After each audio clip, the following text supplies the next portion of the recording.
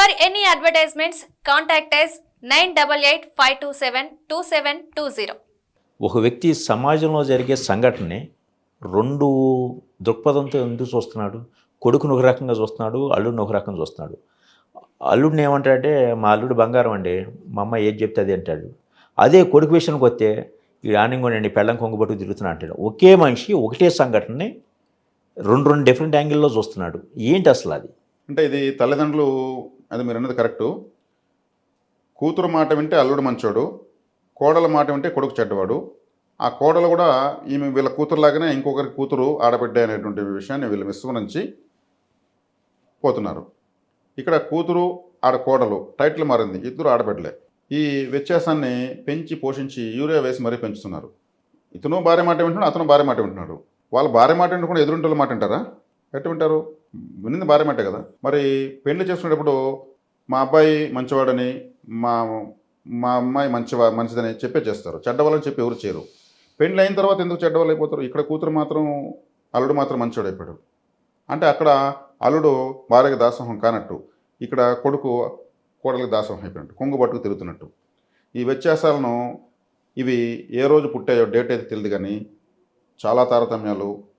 ఇది parenting problem. ఇప్పుడు కొంతమంది చక్కగా పెళ్లి చేసిన తర్వాత వాళ్ళ పిల్లల్ని చూసి సంతోషపడుతూ ఉంటారు.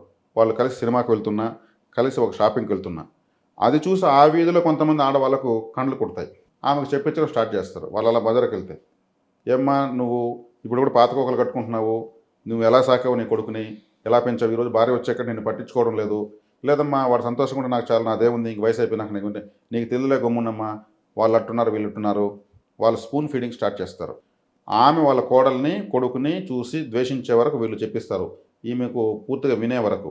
ఈమె అప్పుడు పాశ్మైన అన్నం తినడము, పాత గుడ్డలు ఇంకా వెతికి కట్టుకోవడము, లేని దగ్గడము, లేని జ్వరాన్ని నటించడము, మాతలు తీసి విసిరి పారేయడము, వీళ్ళు ఆపరేట్ చేస్తారు. వీళ్ళు స్టీరింగ్ తిప్పుతారు.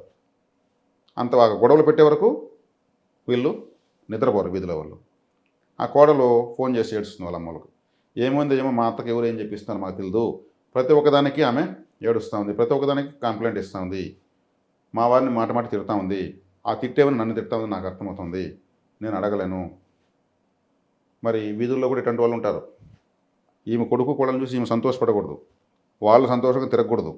మరి ఇటువంటి వాళ్ళని ఎవరు తయారు చేస్తున్నారు? అటువంటి వాళ్ళకి ఎందుకు అవకాశం ఇవ్వాలి? వీళ్ళు ఏం చేస్తారు, మాకు వద్దునైనా మీ ఈ బెడ్లు, ఈ ఏసీలు మీరే పడుకోండి, మేము చక్కగా ఎడన్నా ఆలయాల్లో పడుకుంటాం, రోడ్లో వచ్చి పడుకుంటారు, ఎత్తుకుని వేసి ఏమది ఓల్డేజ్ హోమ్స్, అది వీళ్ళే వెళ్తున్నారు. మరి దానికి కారణం ఎవరు? వీళ్ళలో హ్యాపీగా ఉంటుంది. అమ్మ నాన్న మెడబెట్టి బయటతో వేసాడు వాడు చూడు అని మళ్ళీ వాళ్ళే చెప్తారు. ఎక్కువ శాతం మగాడు అల్లుడిగా సక్సెస్ అవుతున్నాడు, తక్కువ శాతం మాత్రం కోడలుగా సక్సెస్ అవుతున్నాడు. ఈ వ్యత్యాసం ఎందుకు వస్తుంది అసలు? అదే వ్యక్తిగతంగా తీసుకునే నిర్ణయాలు ఇవి. వ్యక్తిగతంగా ఆ తారతమ్యాలను నిర్ణయించుకోవడం వల్లనే. కోడలు అంటే ఇప్పుడు అత్తమామల్ని మమ్మీ డాడీని పిలిచే కోడలు ఎంతమంది ఉన్నారు? అత్తమామ అని పిలవడం మామూలే, మమ్మీ డాడీని పిలిచే వాళ్ళు ఎంతమంది ఉన్నారు? అలా పిలుచుకోవడం ఎంత అదృష్టము. అలా వీళ్ళు చూసుకుంటే వాళ్ళు పిలుస్తారు. మేమేంది అత్తమామ, నువ్వు మా బిడ్డవి, మా కొడుకున నువ్వే మాకు ఎక్కువ, దీన్ని మేము నెత్తిన పెట్టి చూసుకుంటాం అని వీళ్ళు చూసుకుంటే ఆమె ఎందుకు చూడదు? అరే నా అదృష్టం, మా అమ్మ నాన్నకన్నా గొప్ప తల్లిదండ్రులు నాకు అత్తమామ రూపంలో వచ్చారు, వాళ్ళ అమ్మ నాన్నే ఇష్టపడాలి, మనం కూడా చూడలేదు ఆ విధంగా మా కూతుర్ని వాళ్ళు అలా చూస్తున్నాను. అలా ఎందుకు ప్రయత్నించడం లేదు? కూతురే స్త్రీ, కోడలు మాత్రం తీసుబడిగా వీళ్ళు ఆలోచిస్తేనే కదా, మనసులో ఆ తారతమ్యాన్ని వీళ్ళు సృష్టిస్తేనే కదా అవుతుంది. యద్భావం తద్భవతి. మనము చావుకి వెళ్ళేటప్పుడు నవ్వుతూ వెళ్తామా?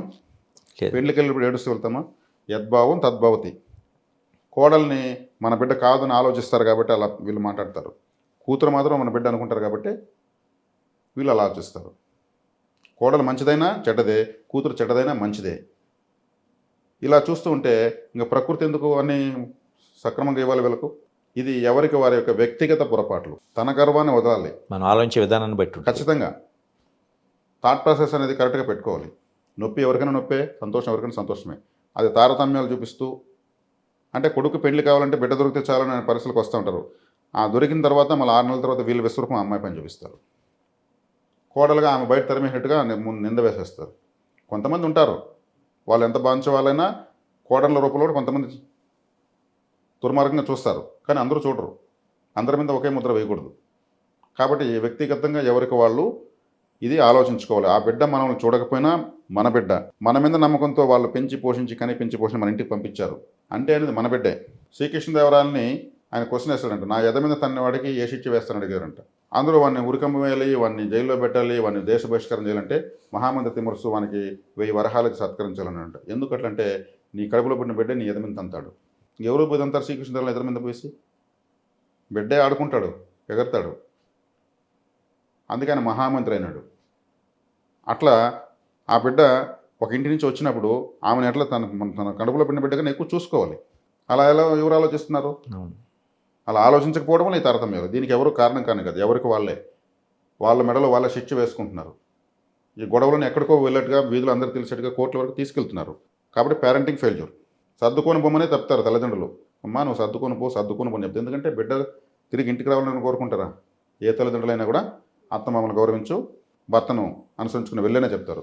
వీళ్ళు అనుసరించుకోనియకుండా వీళ్ళు ప్రవర్తిస్తే ఆమె మాత్రం 2 రోజులు తట్టుకుంటుంది. ఆమె మనిషే కదా. అలా చేయకూడదు. అదే పాతకం. అది మళ్ళీ రాబోయే జన్మకో లేదా ఈ జన్మకో పనిష్మెంట్గా మళ్ళీ తయారవుతుంది. మీరు చెప్పింది కరెక్ట్. ఒకప్పుడు అట్లాగే ఉండేవాళ్ళు. పిల్లని ఇచ్చినప్పుడు, ఆడపిల్లని ఇచ్చినప్పుడు అమ్మ పొరపాట్లు ఏమైనా జరిగితే సర్దుకోవాలమ్మా అని చెప్పేసి వీళ్ళు ఆడపిల్ల తల్లిదండ్రులు కూడా వెళ్ళి మా పిల్ల గారాబం పెరిగింది, ఏమన్నా తప్పు ఒప్పులు ఉంటే కడుపులో పెట్టుకోండి, మీరు చేయండి, లేదా మాకు చెప్పండి అని చెప్పేవాళ్ళు. ఇప్పుడు అట్లా కాదు.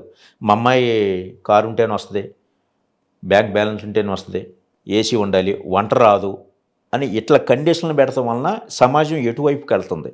ఒకప్పుడు పాతకాలంలో బంధువులు వస్తున్నారు అంటే అన్ని నేతి వంటకాలు చేసి పెట్టేవాళ్ళు. మొత్తం నెయ్యితో చేసి పెడితే వీళ్ళు సంతోషపడేవాళ్ళు. ఎందుకు నెయ్యితో చేస్తారు అని ఆలోచించారా? నేతితో చేస్తే అందులో అన్నీ అద్భుతంగానే కనిపిస్తాయి.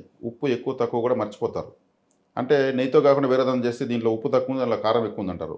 ఆ బ్యాలెన్స్ రాకూడదు, ఆ మాట రాకూడదు, అన్నీ నేతితో చేసేసి అన్నీ సమం చేసి మెప్పు పొందేవాళ్ళు. ఇప్పుడు అసలు నాకు వంటే రాదు, కర్రీ పాయింట్లకు ఎందుకు బిజినెస్ పెరుగుతుంది? వంటలు చేసే తెలియదు కాబట్టి కర్రీ పాయింట్లకు బిజినెస్ పోతుంది. ఫోన్ వస్తుంది, వార్త పోతూ ఉంటే కర్రీస్ ఏమేమి కావాలో చెప్పేస్తే అన్ని పార్సల్ తీసుకెళ్ళిపోతాడు. ఆయన కూడా ధైర్య సాహసం చేయడు, నువ్వు చెయ్యని చెప్పే సాహసం ఆయన చేయడు. కాబట్టి కర్రీ పాయింట్లో తీసుకుపోతే వంట, అది తీసుకోకపోకుండా ఇంట్లో వాళ్ళు చేస్తే పెంట. వాళ్ళు చేసేది తెలియదు కాబట్టి దాన్ని తింటే వీళ్ళు కడుపులో మంట. కాబట్టి కర్రీ పాయింట్ బతుకుతున్నాయి. కూర చేసేది తెలియకపోయినా పర్వాలేదు. ఇప్పుడు స్విగ్గీ జొమాటోలో వచ్చేస్తుంది కావాలంటే ఫుడ్.